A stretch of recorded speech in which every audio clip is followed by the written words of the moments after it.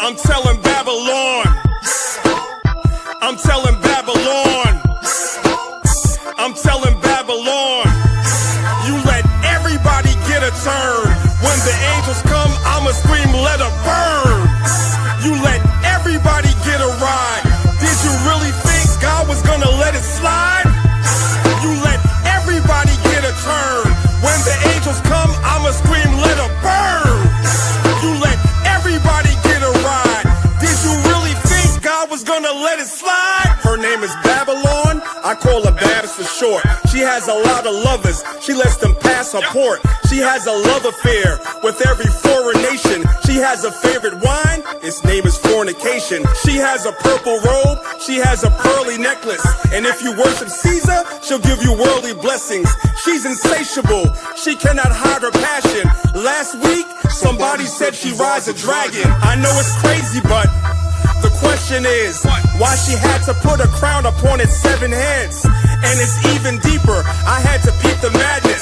She made war with the saints that tried to keep commandments. And since she killed the righteous and won't let me be, when she burns, it won't be from an STD. Bodies everywhere, both man and beast. And on that day, the birds are gonna have a feast. You let everybody get a turn.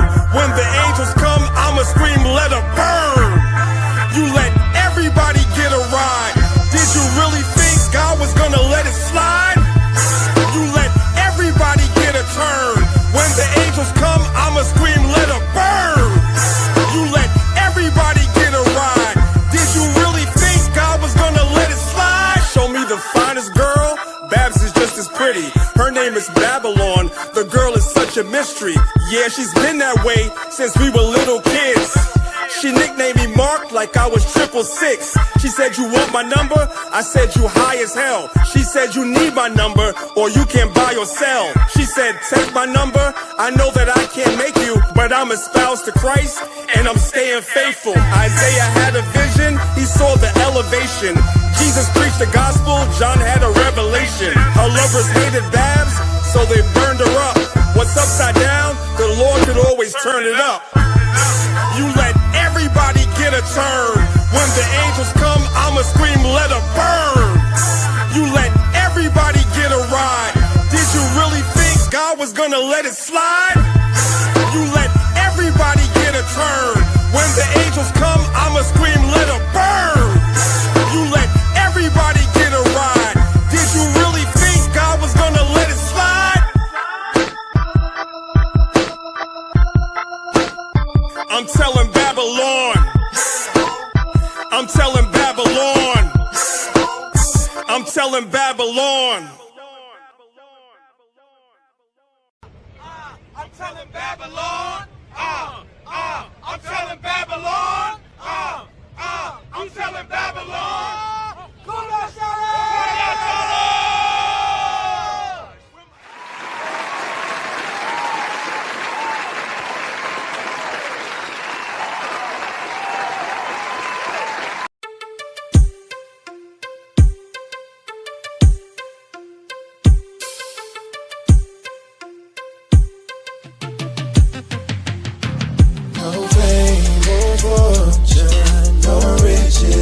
I'd rather have iron than silver and gold. But just give me a savior, my life he can hold. Oh, I'd rather have iron than silver and gold. Look how far the Lord brought him. I'm still in awe, cause look at how all them laws taught him. I should be upstate fit and going into the autumn. I needed salvation from self, all praises the Lord saw him. Now I'm moving different like my man Ace. I'm good now cause I can finally understand grace. I'm staying down it no matter how long the plan takes. My hands to the plow, it's only right that I landscape. I'm not concerned what a man makes. I'm full speed on this road in this vehicle, got no handbrakes. It's a rocky road and takes skills. I pray Yahweh Shai never let go of the wheel. That's what I call cruise control. Cause without them you can lose control until you lose your soul. Instead of chasing paper, try to make the fold. That's why I'd rather have Yahweh than my way to go. Whoa, whoa, whoa. No riches untold. I'd rather have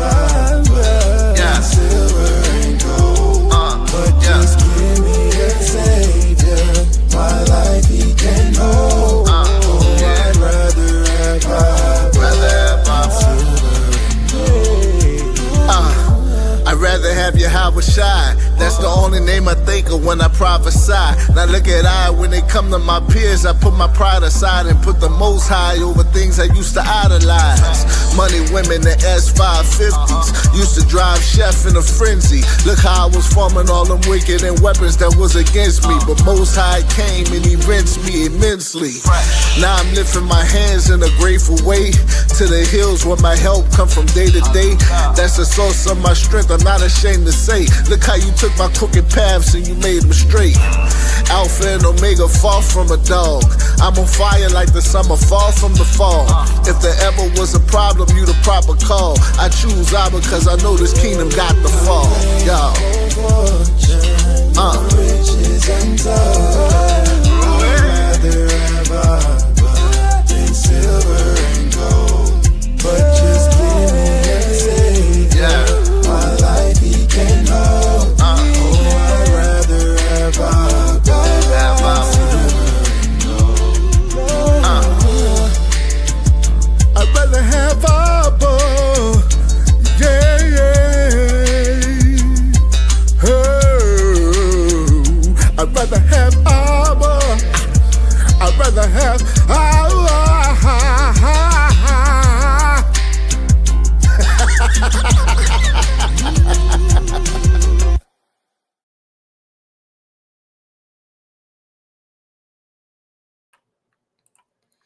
Shalom, shalom, family, shalom. Most High Christ bless y'all. Today, try not to take up too much of y'all time.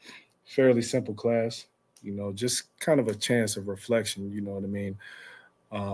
Self-discipline and control, something that we all, and I'm going to say all just because, I think it's safe to say, all of us have to discipline ourselves and learn to control ourselves. You know what I mean? Mind, body, and spirit. So we'll get into that. This class has a lot of definitions, because we have to understand what we're talking about when it comes to discipline and control and, such. You know what I mean? All right. So we'll get right into it. Okay. So first thing, self-discipline, right? If I can pull it up. Can you see that on my screen or no? Okay.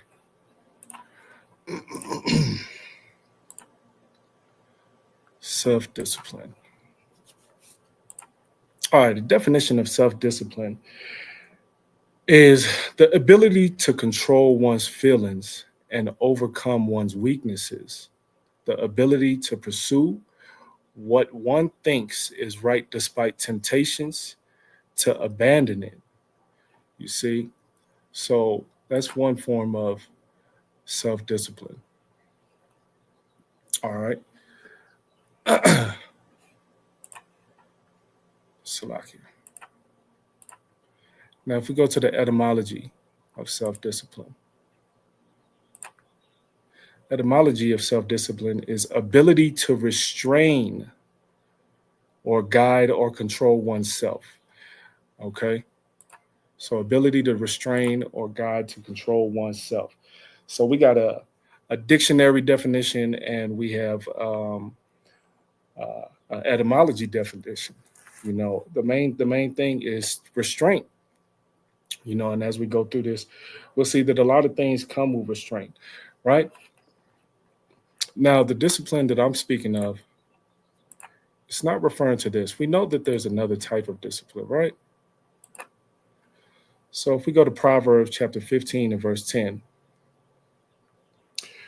Proverbs chapter 15, verse 10 says, correction is grievous unto him that forsaketh the way, and he that hateth reproof shall die.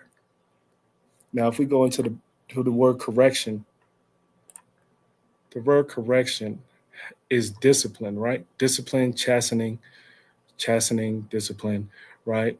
But we're not talking about this type of discipline. We're not talking about if you was a kid and you did something wrong, you're going to get a whooping. You know what I'm saying? We're talking about down here, when we go to the Strongs, it says restraint or bond. Or even over here where it says doctrine. This is the type of discipline we're talking about.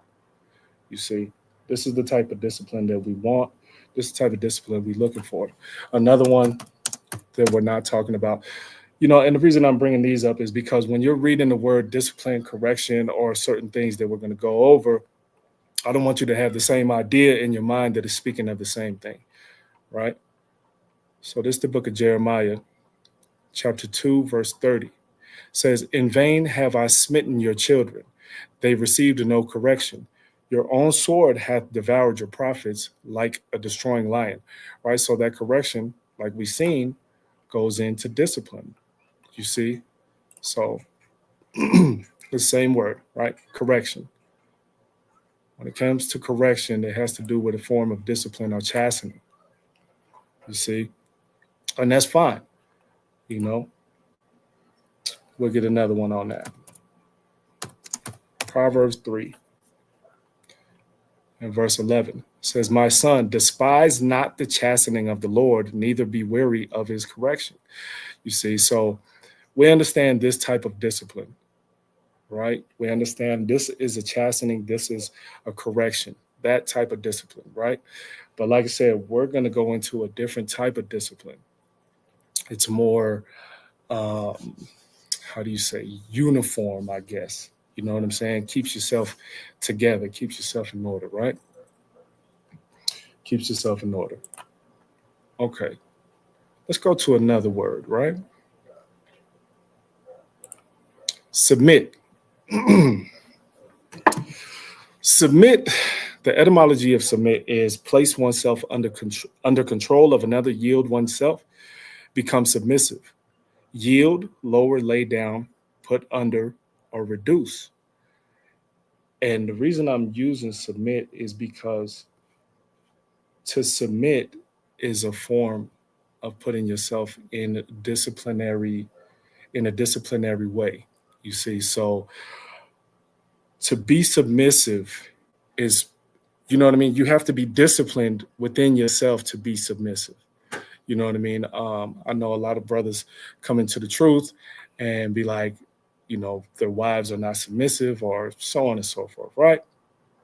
But they have to learn to do that. They have to put themselves in subjection first. You know what I mean? They got to put themselves in subjection first. Let's get another definition of submit. Accept, this is the dictionary definition, accept or yield to a superior force or to the authority or will of another person. Now, when you go to similarities, you look at all these different similarities: bow, conform, consent, agree. One of the similarities is to endure. You see, we're told in scripture to endure to the end. You know what I'm saying? So we have to focus on ourselves, make sure that we are putting ourselves in this submissive place unto the Most High. You see what I'm saying? That only comes with humility and discipline and control. You see what I'm saying? We have to know what we're doing. You're not just going to yield to the Most High and you're just a willy-nilly, free-spirited, I walk with the earth type person. That's not going to happen. You see what I'm saying? That's not going to happen. All right?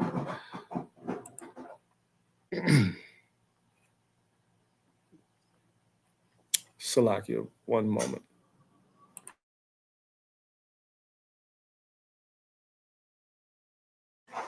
Salakia, I didn't know you guys couldn't see that. All right, so submit. Salakia, for you guys not being able to see that definition, let me put it up again.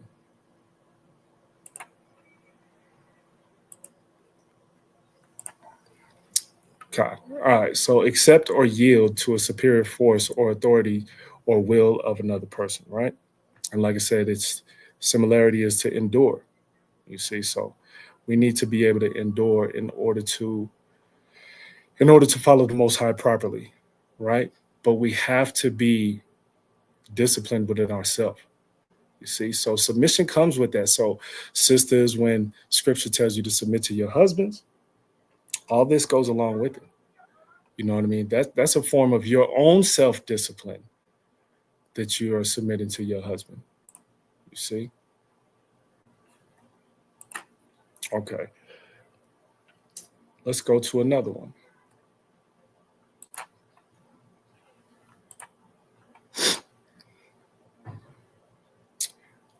What do I want? Where is it at? Oh, that was not there. Okay.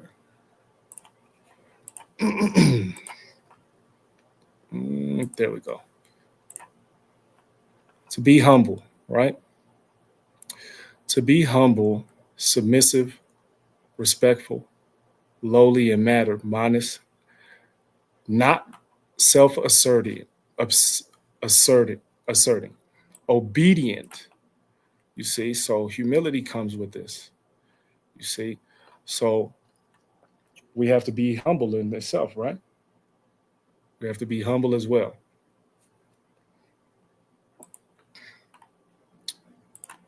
And then here's another one.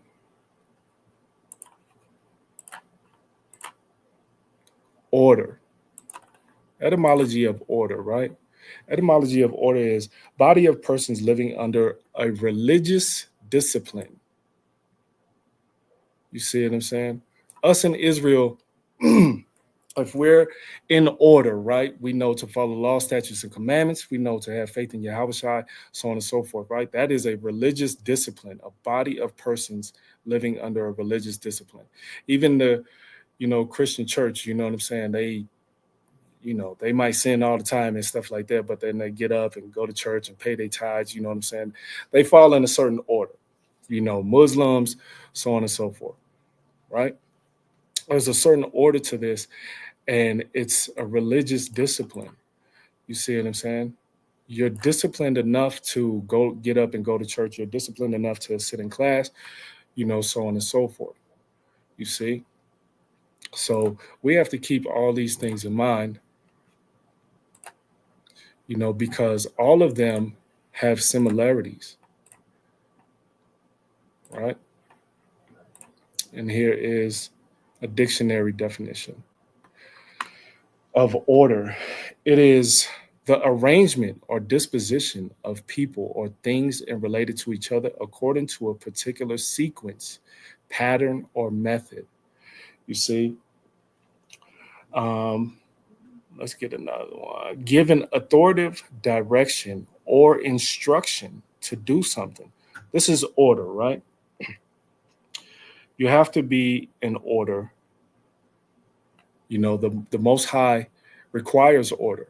You know what I'm saying? This is why there's certain people in place. You have elders and captains and officers and so on and so forth. You know what I'm saying? You have a certain order when it comes to the congregation of the Most High. You know what I mean? You have a certain order. And this is what we have to follow, right? So we know already that we have self-discipline, which has to deal with restraint, submit, which has to deal with under control or, following order. You have humility. You have order itself. All of these have similar definitions, right? All of this goes under one category goes under the category of self-discipline and control, right? You have to be in control. You have to have discipline in order to do so. You see? So just like if we go here, Ephesians 5:22 says, wives, submit yourselves unto your own husbands as unto the Lord, right? That wife would be in order. That wife submits. So she holds her tongue. You know what I'm saying? She listens to her husband, so on and so forth, right? So there's some sort of restraint there. There's a discipline to her doing her duty as a wife. You see what I'm saying? For the husband is the head of the wife, even as Yahushua is the head of the church and he is the savior of the body. Jump down to 25. Husbands, love your wives, even as Hamashiach also loved the church and gave himself for it. You see, so that husband's duty, he has to be in order as well. He has to submit to something as well. So he has to have a certain type of discipline within himself as well. You know what I mean? A lot of people find it hard to put themselves in these positions. You know, they're so used to living a certain way, right? How do you know if you are disciplined? You know what I'm saying? How do you know? Let's go to 2 Corinthians chapter 13, verse 5. Examine yourselves, whether ye be in faith. Prove your own selves. Know ye not your own selves, how that Yahushua Mashiach is in you, except ye be reprobates. When you examine yourself, you have to be honest. I tell people this all the time. You got to be honest with yourself. You cannot examine yourself and be like, oh, no, I don't think I do that. You know what I'm saying? I don't think I'm like that. I don't think I'm this type of person. You know what I mean? You can't do that. You know, otherwise, so like, y'all don't need to see me. Otherwise, you know, you're just going to go about things in the same manner all the time. You know what I mean? So that means you lack discipline. You know, you lack discipline. If you lack discipline, if you lack control, then you're going to be open to do anything that you want to do, whether it be against the Most High or not. You know, you're going to be open to it. You're going to be okay with it. You know, you might go to your family's house to celebrate their birthdays, you know what I'm saying, and fall into idolatry. You might go, you might break the Sabbath because you have relatives visiting and stuff like that because you don't have no type of discipline. Salakia. Yeah, because you don't have no type of discipline. You know, order says that it's an orderly arrangement or disposition of people, you know, in relation to sequence and patterns and methods, right? An orderly arrangement. Like when we come together for a feast day and everyone is on the same accord, you know what I mean? And you guys plan it out. You go to the park and stuff like that. That's an orderly arrangement. You see, if everyone wanted to do their own thing, they would never fall in order. They would never fall in proper order. You know, they would never. Here's an orderly arrangement for you. 1 Corinthians 11. 1 Corinthians 11 and verse 3 says, "But I would have you know that the head of every man is Christ, and the head of the woman is the man, and the head of Christ is God." You see what I'm saying? If there was no order, it would become anarchy. You see what I'm saying? You would have Christ trying to be the Most High. You would have the woman trying to be the man. And we see this today in society. You see what I'm saying? We see this today in society.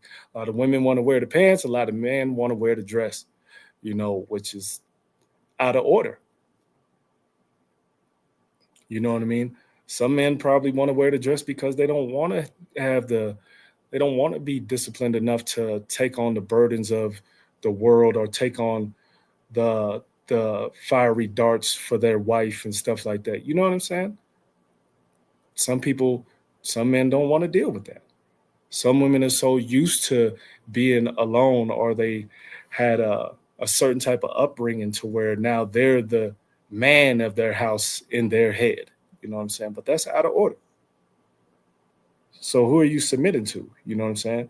You can't be out of order and say that you submit to the Most High. Nah. Like I said, all these things go together because all of these things have to deal with restraint, humility. You know what I'm saying? All of these things go together. So when we look at these things, you can sum it up. It's an umbrella, you know what I'm saying? Self-discipline or self-control. You know what I'm saying? You can sum it up with those words because the definitions, by definition, they all go together. Let's get another one.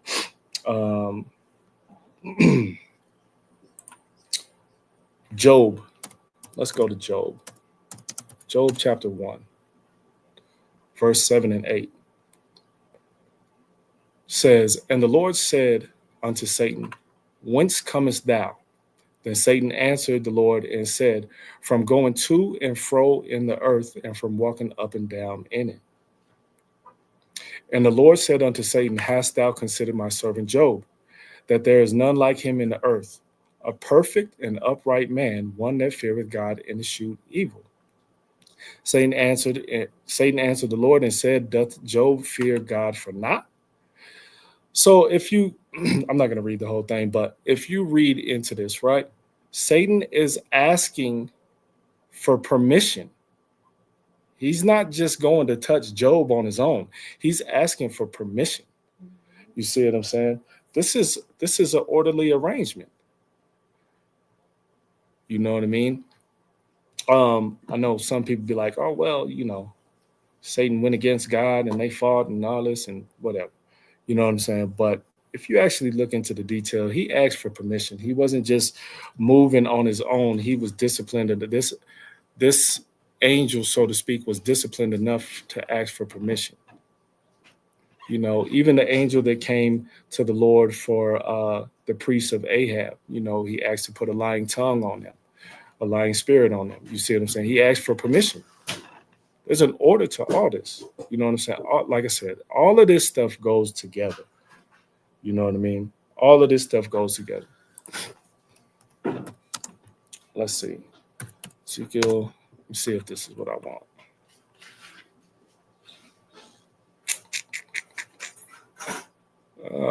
No, I don't want that. Oh, wait, Salakia. I pressed the wrong thing. Okay. This is the book of Exodus, chapter 27 and verse 21. It says, "In the tabernacle of the congregation without the veil, which is before the testimony, Aaron and his sons shall order it from evening to morning before the Lord." Right? Shall order what? They had a certain duty. You see what I'm saying? In the tabernacle, they had a certain duty. So when we go to order in the Hebrew, it's arak, to arrange, set or put or lay in order, set in array, prepare. You see what I'm saying?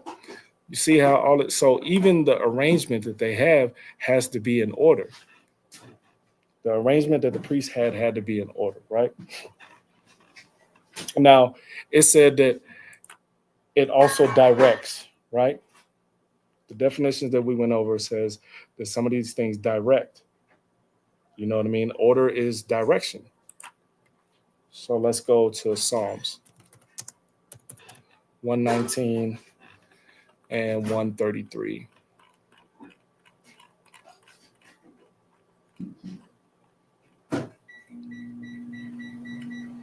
Psalms 119 and 133. It says, "Order my steps in thy word, and let not any iniquity have dominion over me."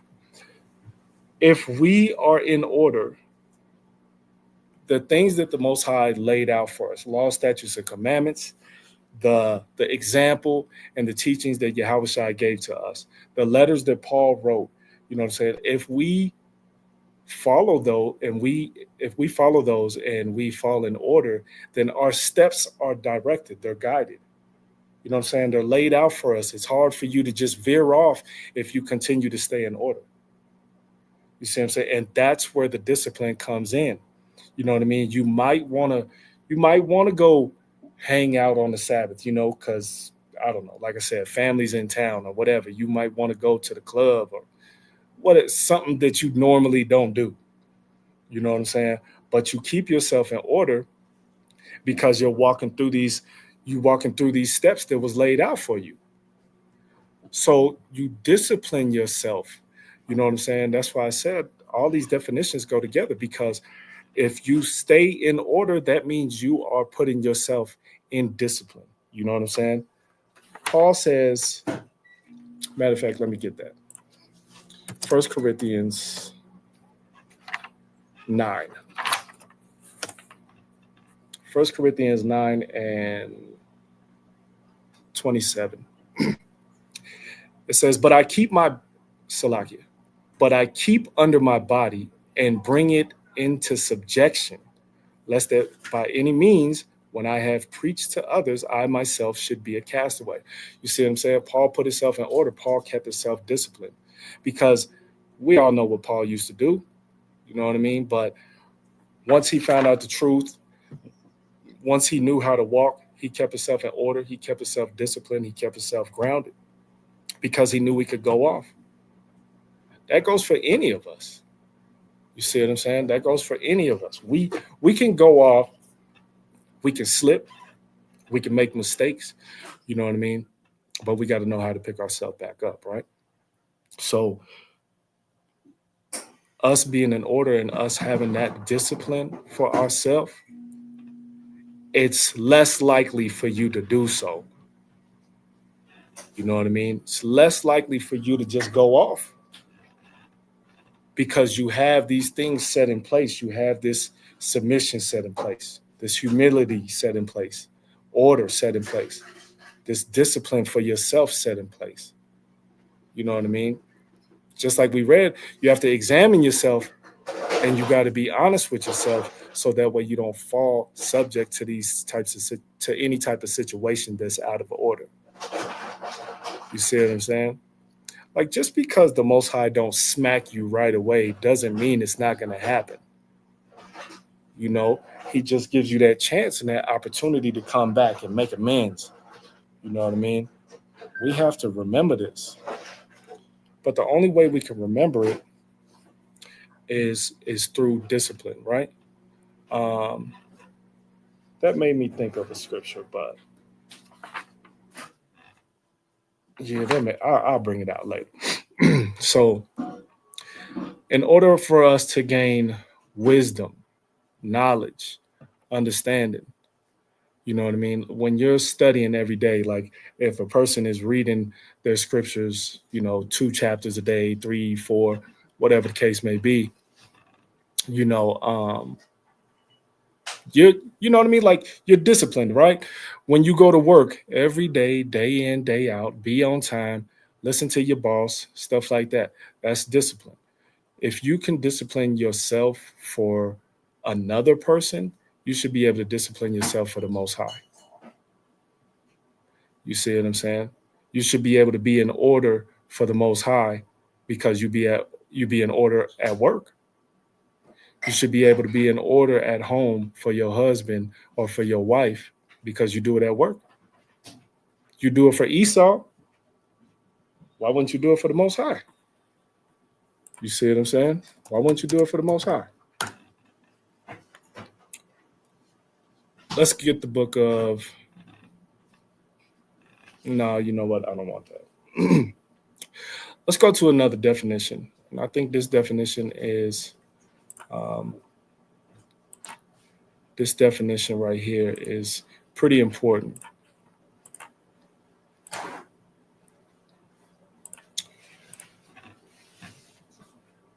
If I can pull it up. Okay, there we go. All right, sober, to be sober, right? Etymology of sober is moderate in desires or actions, habitually temperate, restrained. You see why I said that all these definitions go together? You see, restrained and temperate, right? Especially abstaining from strong drink. Also, to be calm, to be quiet, not overcome by emotion. I bet nobody really thinks of to being sober as not being overcome by emotion. You see what I'm saying? Let's drop down.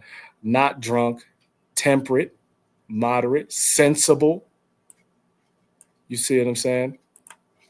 So when you think of being sober, a lot of people think of being sober as, just not being drunk. You know what I'm saying? Now, of course, you don't want to sit there and be a drunkard. You know what I'm saying? Like, you don't live your life like a wino. You know what I'm saying? Don't do that. But this is not really what we're going into when it comes to self-discipline. I mean, of course, discipline yourself so you're not a drunk, so you're not a wino. You shouldn't be going in and day out, especially as children of the Most High. You definitely shouldn't be going in, day out, getting drunk all the time and can't control yourself. You know what I mean? You shouldn't do that. But this is going a little bit deeper, right?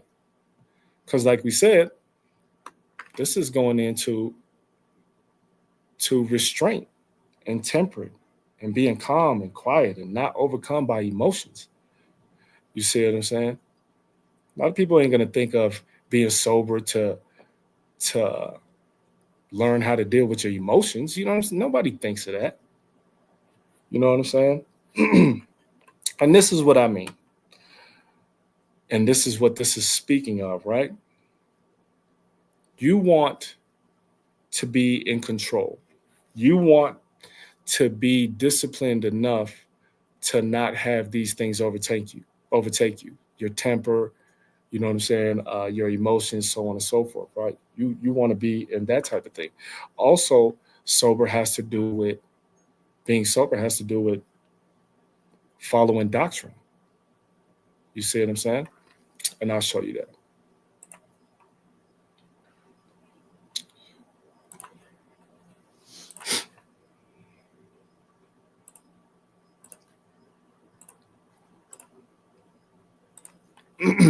We'll go to the book of Isaiah, chapter 29.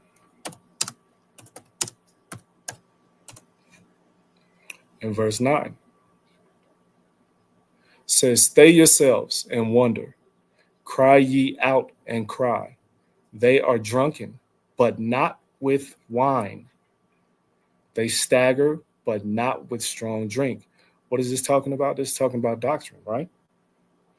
A lot of us get tossed to and fro by every wind of doctrine. You know what I mean? That's not being sober. You see, when you are thinking of being sober, you're of sound mind. You see what I'm saying? You're of sound mind. So Isaiah is telling you that this is not talking about wine. You see? Let's go to 1 Timothy chapter 1. 1 Timothy chapter 1 and verse 7. "For God hath not given us a spirit of fear, but of power and of love and of sound mind." So when we go to sound mind, it says self-control and moderation. You see? Self-control and moderation. Now let me get another one. H4998, right? This is the Hebrew word na'ah. Did I type that in right? I don't think so. Salaki, G499H. Okay, so Fran. All right. Says of sound mind, sane in one sense, curbing one desires and impulse, self-control, and temperate. You see what I'm saying? So remember, we just seen, and to be sober, it was temperate and restraint, and it's showing you self-control. You see what I'm saying? To be sober. You see what I'm saying? This is a form of being sober, temperate, self-control, of sound mind. When you see sound mind in the Bible, it's referring to these things. You know what I'm saying? Like we can try to say like of sound mind, like, our minds are clear and so on and so forth, but it's really talking about self-control and temperate.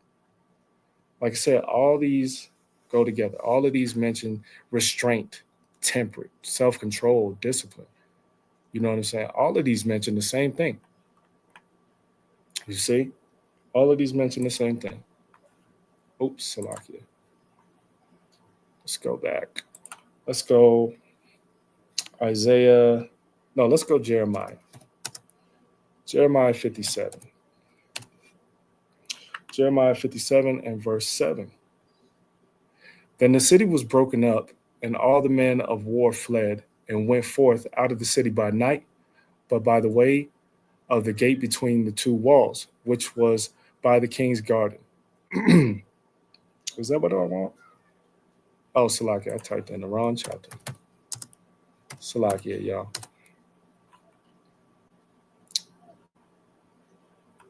51.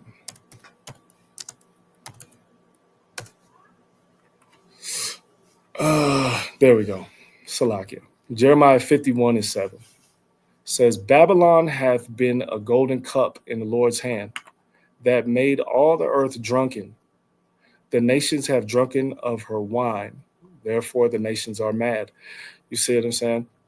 And it's not talking about mad like angry. It's talking about like crazy. You know what I'm saying? It's talking about crazy. See, but this is where Israel goes wrong a lot of times. You know, we fall into temptation. We fall into the way of the world. You see what I'm saying? So we drink of that cup of Babylon. See what I'm saying? And we're drunken off of her wine, like I said. So being sober doesn't necessarily have to do with you being a drunkard, you know what I'm saying? Or drinking tequila, you know what I mean? It doesn't necessarily have to do with that. It has to do with doctrine. So when it comes to doctrine, you have to be of sound mind, just like it said in Timothy, or sober-minded. You know what I mean? Or sober-minded. Let's get one more on that. Revelation 17 in verse 2 says, with whom the kings of the earth have committed fornication. Most High always calls us adulteresses and stuff like that, right? Whenever we step away from him, all right? Whenever we worship other gods, we fall into the way of the world, so on and so forth, right? And the inhabitants of the earth have been made drunk with the wine of her fornication. You see, it's funny because the first song that I played before we started this, that's what Priest was talking about. You see what I'm saying? A lot of our people get drunk off the wine of the world, off of Babylon, right? Let's go to verse 4. And the woman was arrayed in purple and scarlet color, and decked with gold and precious stones and pearls, having a golden cup in her hand full of abominations and filthiness of her fornication. What is that golden cup? That's the wine that some people drink of. You see what I'm saying? So if you're drinking of the wine of the way of the world, of the way of Babylon, then you're not of sober mind. You're not of sound mind. You see what I'm saying? You put off discipline. You put off order. You put off submission and humility. You know what I'm saying? You putting all of that away and going against the Most High to do so because you want to be drunk off of the wine of the world. Let's go to Isaiah 28. And, you know, we all know this, you know what I'm saying? We all use these precepts and stuff like that, right? But what is it really talking about, right? Verse 1 says, woe to the crown of pride, to the drunkards of Ephraim, whose glorious beauty is a fading flower, which are on the head of the fat valleys, of them that are overcome with wine. You see, it's speaking of the same thing, right? Let's drop down to verse 7. But they also have erred through wine, and through strong drink are out of the way. The priests and the prophets have erred through strong drink. They are swallowed up of wine. They are out of the way through strong drink. They err in vision. They stumble in judgment. For all tables are full of vomit and filthiness, so that there is no place clean. Whom shall he teach knowledge? There you go, right there. That shows you right there what this wine is. Whom shall he teach knowledge? And whom shall he make to understand doctrine? There you go. Them that are weaned from the milk and drawn from the breast. For precept must be upon precept, precept upon precept, line upon line, line upon line, here a little and there a little. For with stammering lips and another tongue will he speak to this people. You see what I'm saying? So this is going into this wine. You know, so with these definitions, right, that we just went through, all of them have restraint in them. You see, if you're an alcoholic, you have no restraint. You know what I'm saying? You have no restraint. You know, you can't drink. I like that. I like that. You know what I'm saying? You can't drink with everybody. I like that. Yeah, can't. You know what I'm saying? And like I said, you have to discipline yourself and know who you can and can't drink with. You see, you gotta discipline yourself, right? Now we've seen that one of the definitions was sound mind, right? Let's go to Let's go to 1 Peter chapter 4.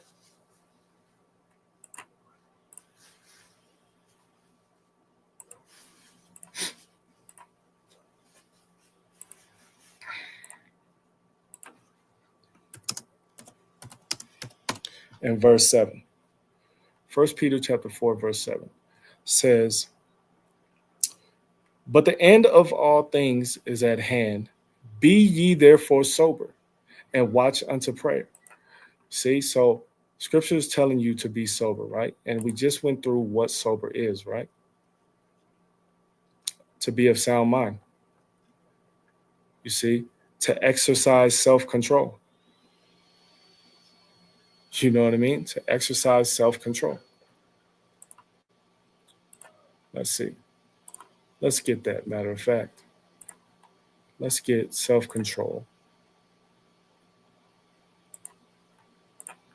All right, this definition of self-control: the ability to control oneself, in particular, one's emotions and desires, or the expression of them in one's behavior, especially in difficult situations. We are all going to be tempted. We're all going to be tried. We're all going to be put through the fire. You see what I'm saying? But you have to have self-control, you know what I'm saying, or discipline, lack thereof, in order to endure, just like we seen with submission, right? In order to endure, you got to have these things: control, you see what I'm saying, and discipline, right? If you go to the similarities, self-restraint, self-discipline, you see what I'm saying? All of these things are the same. We have to put ourselves, like Paul said, we have to put ourselves under subjection in order to follow this, right? Another similarity, temperance. We've seen that in the definition of sober. We've seen that in multiple definitions. You see what I'm saying? To be tempered. You know what I'm saying? You have to learn how to control yourself. You know what I mean? And like I said, it comes with examining yourself, and it comes with being honest about your examination. Other people can point things out to you, you know what I mean? But who listens? Nobody wants to hear their flaws or their faults. You know what I'm saying? Nobody wants to. I mean, me personally, I do, because if I know them, then I can correct them. You see what I'm saying? But everyone doesn't think like that.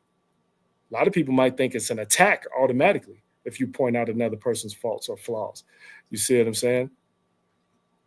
But this is why self-examination is required. This is why that is important. And when you're examining yourself, you have to be honest. You see? You got to be honest. Let's get something else. Let's see. What I want. See, because we say, oh, you know, I follow the Most High, you know, but we have bad tempers. Follow the Most High, but you can't control yourself. Follow the Most High, but you lack discipline. You know what I mean? Like you don't study like you should. You don't pray like you should. You don't teach like you should. You don't give out the word like you should. You see what I'm saying? So you lack discipline or control thereof, right? So let's see what this says. Let's go to Galatians chapter 5. And you know we're going to go to the fruit of the Spirit, fruits of the Spirit, right? Fruits of the Spirit says 5:22. But the fruit of the Spirit is love, joy, peace, long-suffering, just like we've seen how you endure, gentleness, goodness, faith, meekness, temperance. Against such there is no law. You see what I'm saying? So all the definitions that we was just bringing out: self-control, sober, order, humility, submissive, discipline, all of those go back to like temperance, right? If you can't control your temper, if you can't control yourself and your emotions, how are you going to fall in order?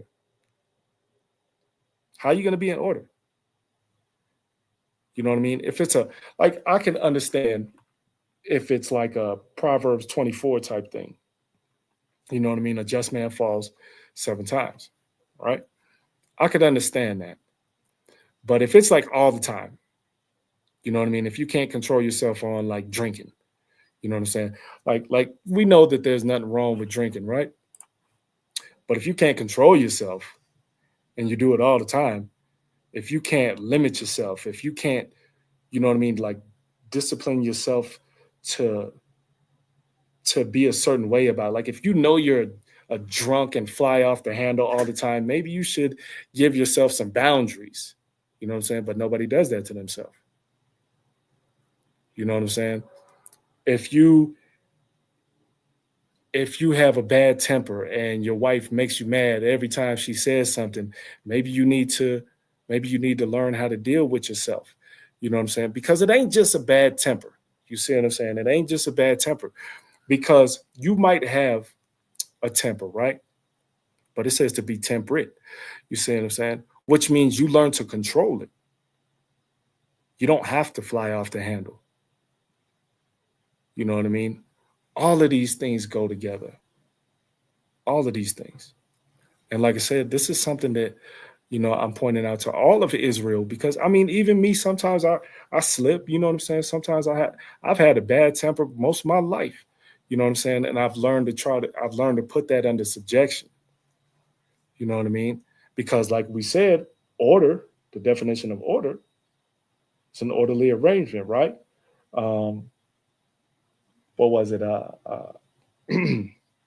A religious discipline, you know what I'm saying?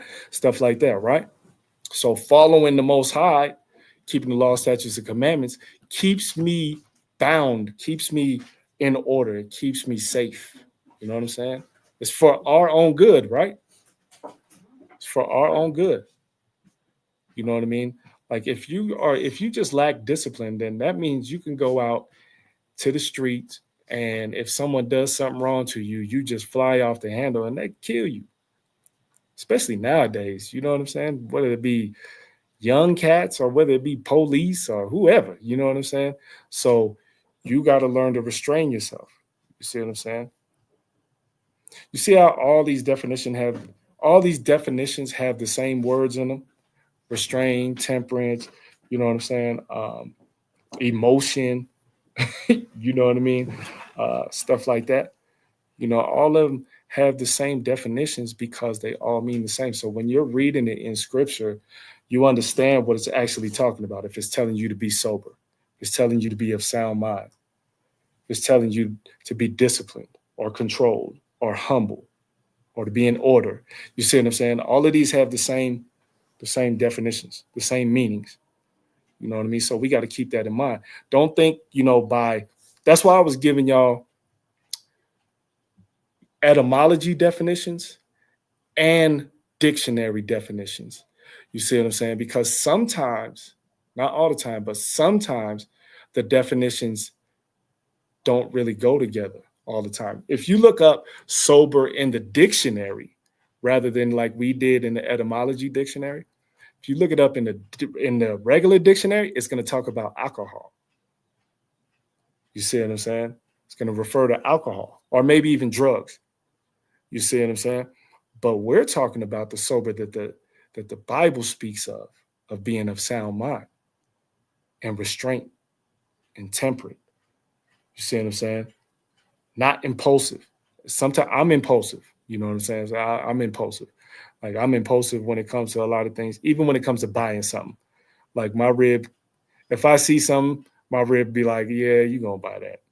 Because she knows that I'm impulsive, you know what I'm saying? And I'll just grab it. You know what I mean? But we got to learn to put that in subjection. We got to learn to control that. You know, got to learn to control that. Let's get another one. Let's go Titus chapter 1. Titus chapter 1 and verse 8 says, but a lover of hospitality, a lover of good men, sober, just, holy, and temperate. See how many times the Bible tells you to do that? You know what I mean? Because how can you be some angry, just an angry quick-tempered, not in your right mind person, you know what I'm saying, and then you trying to give somebody the word, you know what I'm saying, you're gonna fly off the handle as soon as they disagree with you. You know what I mean? You're gonna fly off the handle. It's been times, and I ain't gonna lie. I'm gonna use me for an example. It's been times where things might get frustrating. You know what I mean? You know, it's been times where like me and Captain Zakaria been debating with other people, and Captain texts me in the background like, you know, chill out. You know what I'm saying? Because he could see the frustration building, and I'm starting to lose it. You know what I mean? So I gotta now when he says it, then I gotta I gotta grab myself. You know what I mean? I gotta grab a hold of myself and put myself back in order. Discipline myself so that I don't do that. You know what I mean? So we gotta be aware of how we move, and we gotta be aware of the things that we do and how we're gonna respond. You know what I'm saying? And if you know you're gonna respond a certain way, then you need to examine yourself and see how you can change that. You know what I'm saying? You got to see how you can change that. You got to put yourself in subjection. And putting yourself in subjection has to do with control and discipline. You know what I mean? I don't think our people, and I ain't even going to just say, you know, us lovely people of Israel, you know what I'm saying? I'll say even our people in the way of the world, you know, I don't think they know how to do that. A lot of us was never taught that. You know what I'm saying? A lot of us was never taught to discipline ourselves or to control ourselves. You know what I mean? Like I grew up and I seen my pops lose it, you know what I mean, on multiple occasions. You know what I mean? So as a child, you think that this is what you're supposed to do and this is how you're supposed to react. You see what I'm saying? But nah. When you get to reading scripture and you see how the Most High wants you to be in order and how he wants you to act, then it's a whole different outlook. It's a whole different ball game. You see? That's a whole different ball game. Most High is like, nah, you need to put some restraint on yourself. You know? Let's get the book of James. Book of James, chapter 1 and verse. Whoops. James chapter 1 and verse 20 says, for the wrath of man worketh not the righteousness of God. You see what I'm saying? So all these definitions telling you to restrain yourself and to be temperate and stuff like that. The Most High don't even like the wrath of man. It's not righteousness to him. You know what I mean? It's not righteousness to him. You know, and we got to keep these things in mind when we're trying to please the Most High. We can't step out of bounds and think that we're still in order. You know what I mean? Like, you can't step out of bounds, think you're still in order because you keep the Sabbath. Think that you're still in order because you keep it feast day. Think that you're still in order because you just celebrated new moon. You know what I mean? But you live terribly. You got a bad temper, mistreat your wife or your husband. You know what I'm saying? You ain't got no type of restraint, no type of boundaries. You let your emotions take over you. You can't think that you're doing the right thing. You know what I'm saying? Can't think that you're doing the right thing. Let's see. What else does it say? Let's go Proverbs 25. Proverbs 25 and verse 28 says, he that hath no rule over his own spirit is like a city that is broken down and without walls. You can't rule over your own spirit. You see what I'm saying? That's why I said you lack discipline. You lack control. You're not sober-minded, sound of mind. No humility, no submission, no order. You see, like I said, you see how all of these things go together? See how all of them go together? You lack that if you can't control your spirit. You lack all of those things if you can't control your spirit. You know what I mean? Let me pull some up. see if I want this scripture actually. So I was just thinking of something.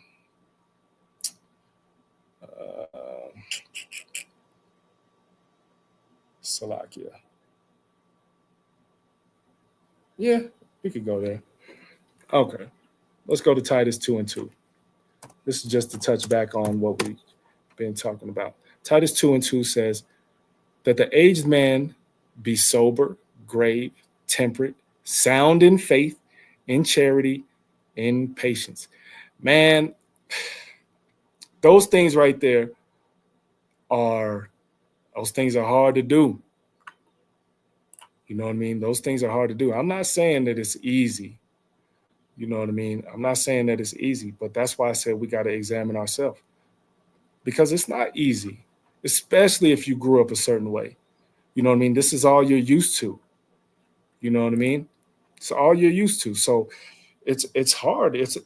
This is a walk. You know what I'm saying? This is a walk. This is a lifestyle. This is the way we are supposed to live. You know what I mean? So we have to learn to get a hold of ourselves. We have to learn to discipline ourselves. You know, let's see. Let's go 1 Corinthians 10. Yeah, 1 Corinthians 10. 1 Corinthians 10, verse 13 and 14 says, there hath no temptation taken you but such as is common to man. You see, so the things that we deal with, everyone deals with. We just have to learn to deal with it in a different way. But God is faithful, who will not suffer you to be tempted above that ye are able, but will with the temptation also make a way to escape, that ye may be able to bear it. Wherefore, my dearly beloved, flee from idolatry, right? Flee from idolatry. A lot of our people, I'll say, worship money. You know what I'm saying? It's a form of idolatry, right? Says the root of all evil is the love of money, right? Love of money is the root of all evil, right? For the love of money will cause you to do a lot of terrible things, right? So if you love money that much, where would your self-control be? You wouldn't have none. You know what I'm saying? Like I said, people have past, right? So if you was a drug dealer and you was robbed and you love money, you love the hustle, you love the money, stuff like that. So what's your next step? You know what I mean? You're gonna try to get some get back. You know what I'm saying? So now you done threw control and discipline out the window because of your love of money. You see what I'm saying? So when you fall into idolatry, you don't have none of those things. You don't have no order, no discipline, none of them. All of that stuff goes out the window. Like I said, the Most High gives you a guideline on how to be in order and how to be disciplined. We just have to pay attention to it. You know what I'm saying? Everybody has emotions, yes. You know what I mean? But do we have to act on our emotions? No. You could put yourself in check. You see what I'm saying? Put yourself in check. You know? Let's get another one. Psalms chapter 103. I think that's what, yeah, chapter 103 and verse 8. Says, the Lord is merciful and gracious, slow to anger, and plenteous in mercy. You see what I'm saying? If the Most High is giving you an example, there's always an example. You see what I'm saying? So we can't be like, well, the Most High was going to kill us. You know what I'm saying? Nah, but the Most High turned away from it, right? And I'll give you that right now. Exodus, I think that's what it is. Exodus 32 and 11 through 14.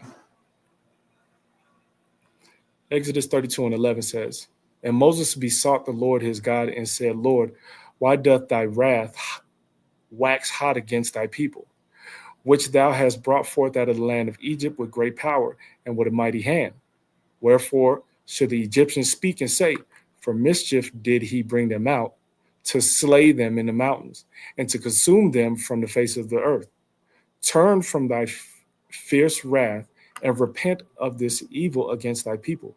Remember Abraham, Isaac, and Israel, thy servants, to whom thou swearest by thine own self, and saidst unto them, I will multiply your seed as the stars of heaven, and all this land that I have spoken I will give unto your seed, and they shall inherit it forever.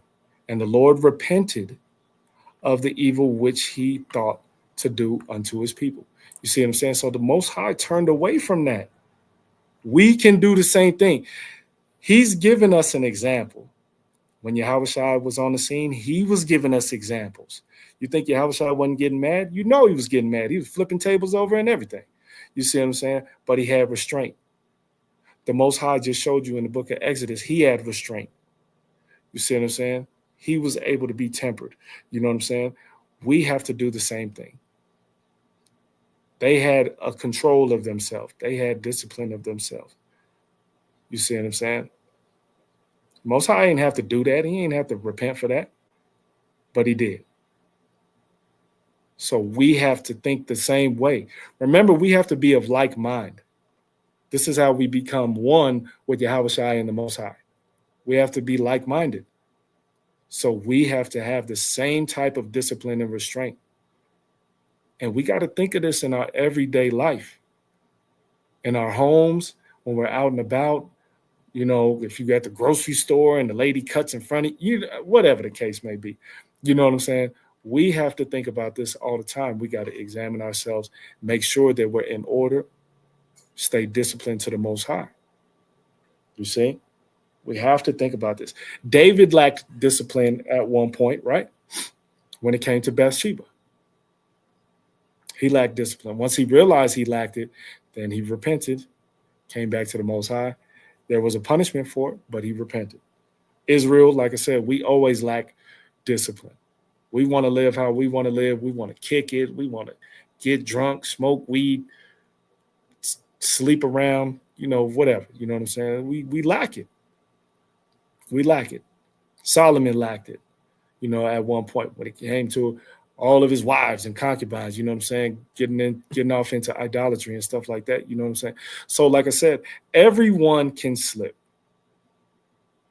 It's just us grabbing a hold of ourselves and bringing ourselves back, putting ourselves in subjection and disciplining ourselves. And like I said, not the discipline of chastisement, but disciplining ourselves to where we stay in order. You know what I mean? How do we do that? Let's go to Romans chapter 12. Oh, no, wait. You know what? I want one more in Peter. 1 Peter 5 and 8. Says, be sober, be vigilant, because your adversary, the devil, as a roaring lion, walketh about, seeking whom he may devour. Now we know that being sober is of sound mind. If you are not of sound mind, see, so to be sober, calm, collected in spirit, temperate, you see what I'm saying? Circumspect, to be sober, right? Discreet, abstain from wine, you know, that's going into something else. But it says that if we're not, that our adversary, as a roaring lion, walketh about, seeketh whom he may devour. If we cannot keep ourselves in order of sound mind or discipline, we'll lose the fight. We'll lose the battle. You know what I mean? And I don't think people think that far ahead, but you don't know you can lose the battle within a moment and you won't even know.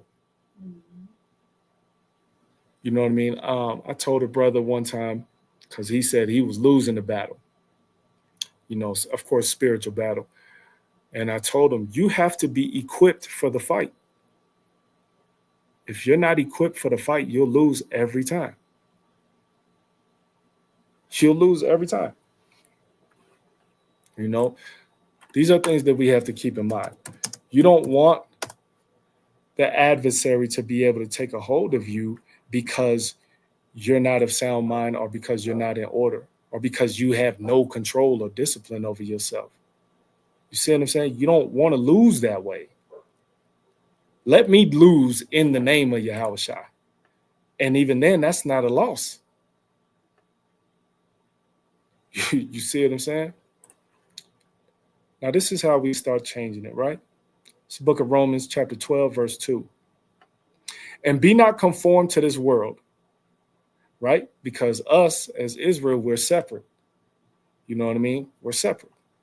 But be ye transformed by the renewing of your mind, that ye may prove what is good and acceptable and perfect will of God. You see what I'm saying? So we gotta we gotta fall in order, man.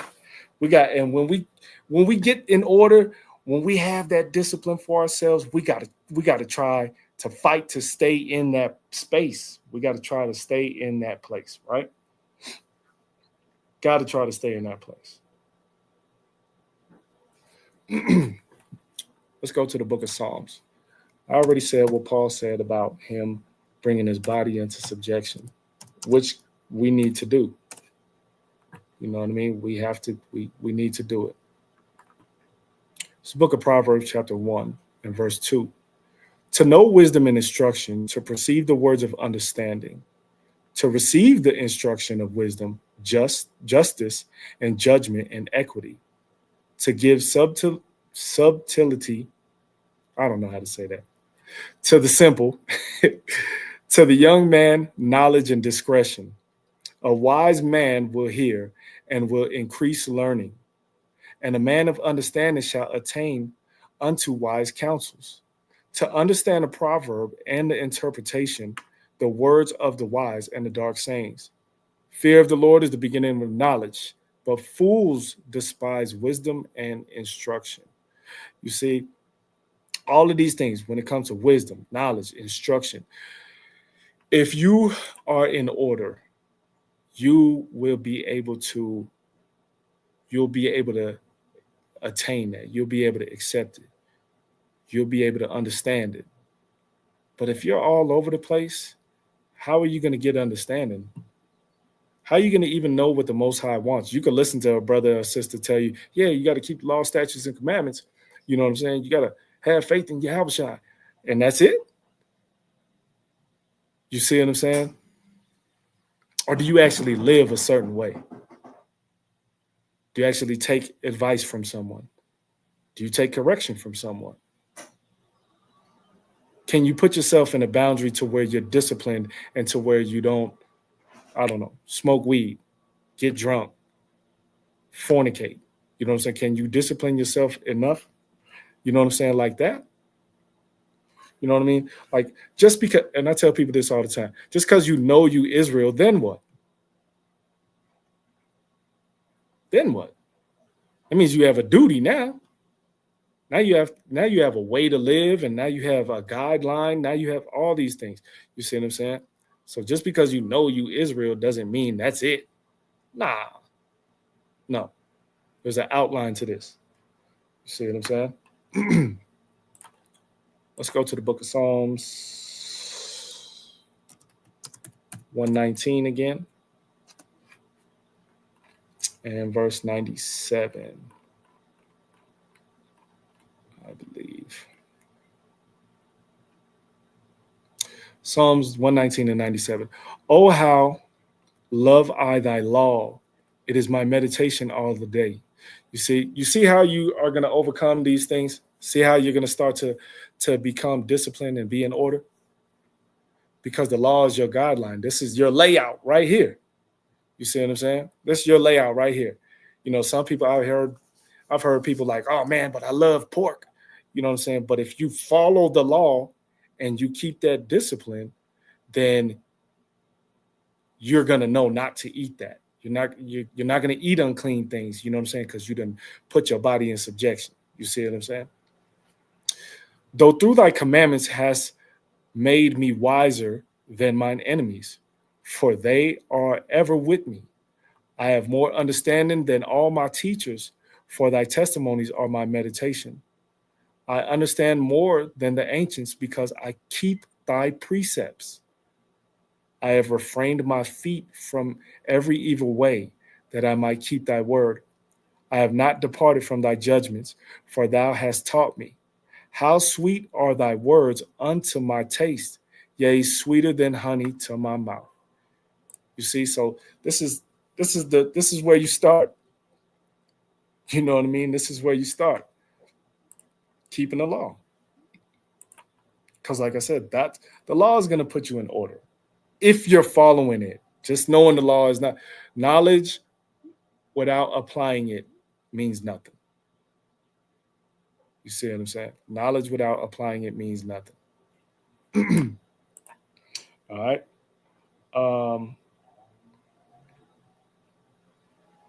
Let's go to Zechariah. Zechariah, chapter 8 and verse 16. Zechariah chapter 8, verse 16. These are the things that ye shall do. Speak ye every man the truth to his neighbor. Execute the judgment of truth and peace in your gates. And let none of you imagine evil in your thoughts against his neighbor. And love no false oath. For all these are things that I hate, saith the Lord. You see how important it is for us to be this way. You know what I mean? Because if you lack, like we're going over discipline and control, if you lack it, you're gonna think evil thoughts about your people. You know what I'm saying?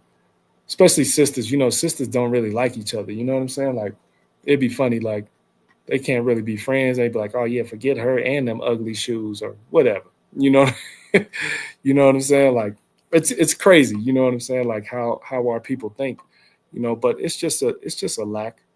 It's just a lack thereof. You know what I mean? It's just a lack thereof. Let's go to Deuteronomy 28. Right? Deuteronomy 28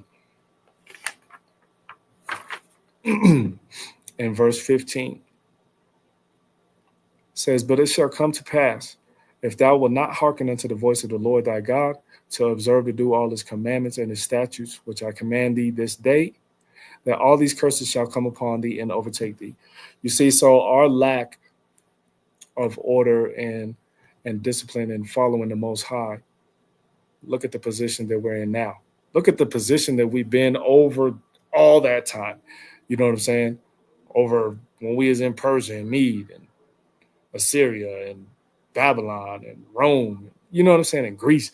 You know what I mean? Look at all the stuff that we used to do because we couldn't control ourselves. You know what I mean? Even when we was in the wilderness, we couldn't control ourselves, and we had Aaron make us a golden calf and stuff. You know what I'm saying? Like, we be slipping.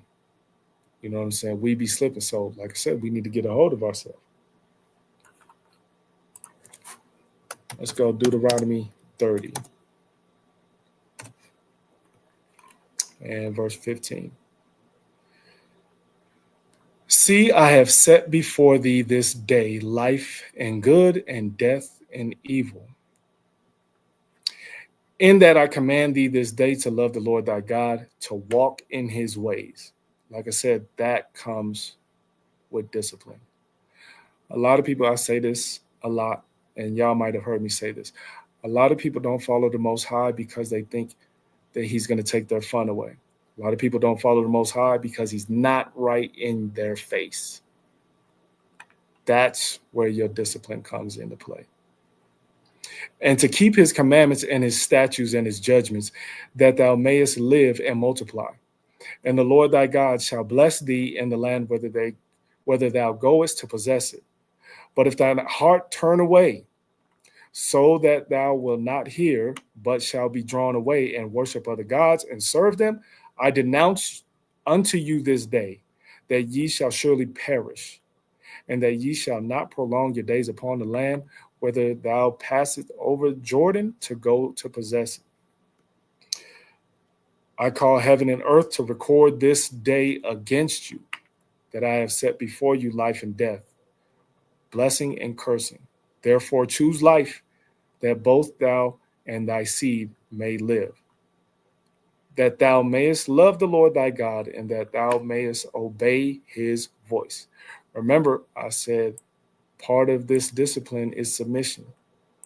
Us obeying the Most High has to do with this.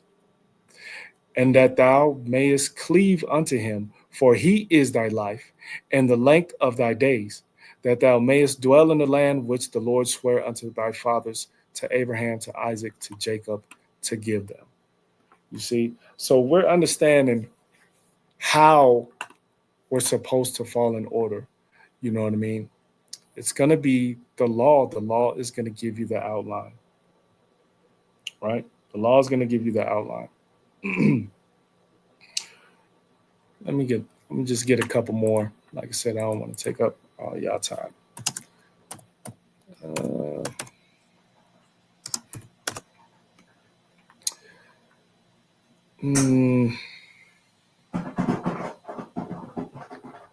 Okay. This is 2 Peter 1 and 3. According as his divine power hath given unto us all things that pertain unto life and good and godliness, through the knowledge of him that hath called us to glory and virtue, whereby are given unto us exceeding great and precious promises, that by these ye might be partakers of the divine nature, having escaped the corruption that is in the world through lust. And beside this, giving all diligence, add to your faith virtue, and to virtue knowledge, and to knowledge temperance, and to temperance patience, and to patience godliness, and to godliness brotherly kindness, and to brotherly kindness charity. For if these things be in you and abound, they make you that ye shall neither be barren nor unfruitful in the knowledge of our Lord Yahushua HaMashiach. You see what I'm saying? Like I said, all of this stuff goes together. A lot of stuff that they're teaching has to do with temperance and restraint and control and stuff, and and all those types of things. You see what I'm saying? So we really have to put and keep ourselves in order. Let's go to Romans chapter 6.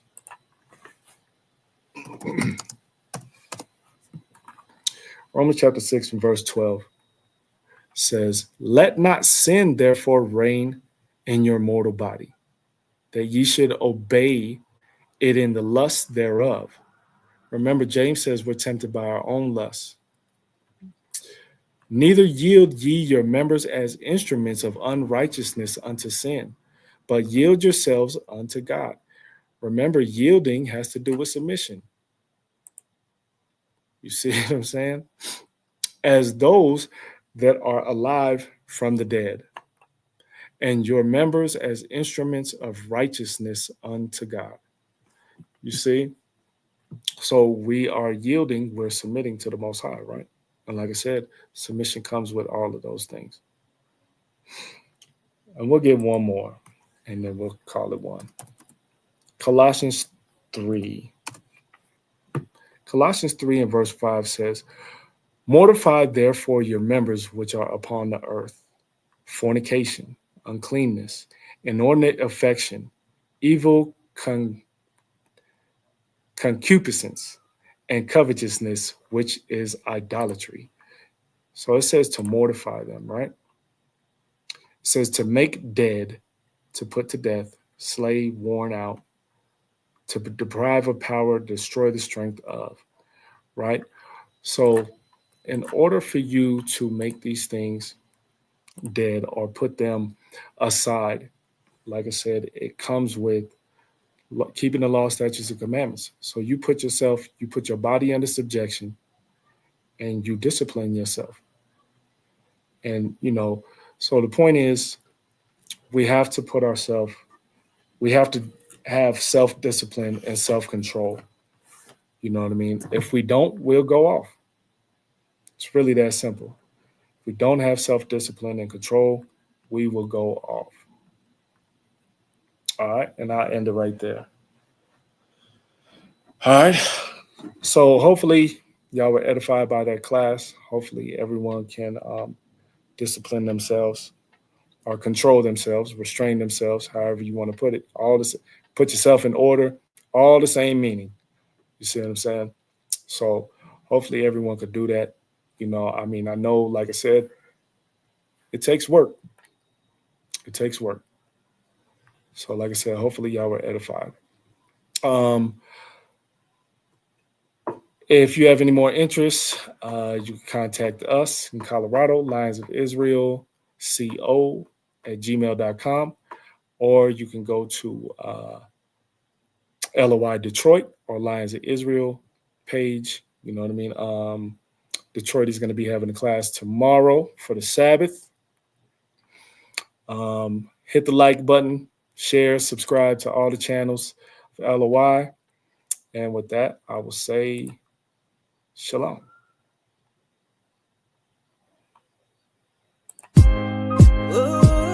I want to praise you, Yahweh. I want to thank you, Yahweh. I'm so grateful, Yahweh. I want to thank you, Yahweh. For the promises. Life is a blessing and life is a lesson. Life is a setback and life is progression. Life is uneasy at times, life is comfortable. Life will lift you up and at times life will humble you. Life is a gift, you better thank the Lord for it. Every chance you get, someone is less fortunate. Life goes in circles, life throws you curveballs. Life can be deceiving like preachers in the church halls. Life isn't promised. If I could be honest, the fact that I'm alive, that time has me astonished. Cause I came from the underground, being tossed around, being lost and found. Now they adore the sound of the priest, far from a nuance. Verses are proverbs, writtens are the new psalms. Another song for the blocks and the avenues. Everything is plain, I don't speak to them in I want to parables. praise you, Yahweh. I want to praise you. I want to thank you, Yahweh. I'm so grateful, I'm so grateful. Yahweh. I want to thank you, Yahweh. For the power I see the world through different eyes. Every Sunday got the preacher telling different lies, hearing things that I really couldn't visualize. Should've listened, Big said you'd be hypnotized. I was a victim too, I say respectfully. They all up in the soup, don't know the recipe. Talking about I'm not who I was bred to be. Count me out, man, who made you the referee? Trying to get stripes, trying to cloud chase. At 19, I made an about face. Thanks to Christ, it's also about grace. And they lie when they said it ain't about race. But that's another song, I ain't the first to tell you. Woke up on a deeper and a surface level. Learned the laws and the laws changed my attitude. And this song is to show you how a gratitude. I'm so grateful. I want to praise you, Yahweh. I want to thank you, I want to thank you. Yahweh. I'm so grateful, We're so grateful. Yahweh. I want to thank you, Yahweh. Now let it ride. I want to praise